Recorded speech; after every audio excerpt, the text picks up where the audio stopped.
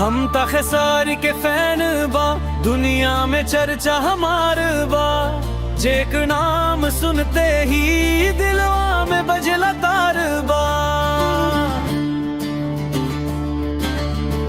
रीलवा पे चलला trend, comment में लार उठे खेसारी भैया के फैन। हम सब लोग जाने कहे उठे खेसारी भैया के फैन, हम सब लोग जाने कहे उठे।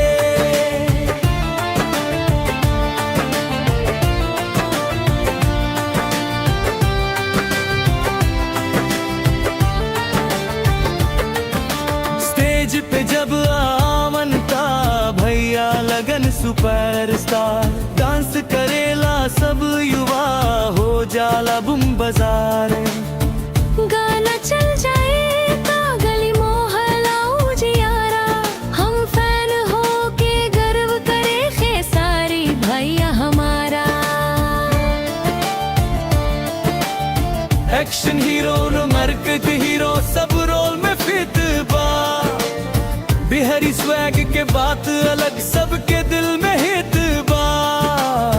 फनवार में तैयार बा, रील शॉट वीडियो बनावत। खेसारी भैया के प्यार में दुनिया सारी हिलावत।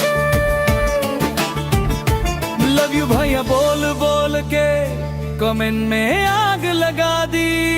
ट्रेंडिंग लिस्ट में नाम देखी, खुशियाँ सब में बादी। फैन हो के हम जीतला, यही हमार पहचान।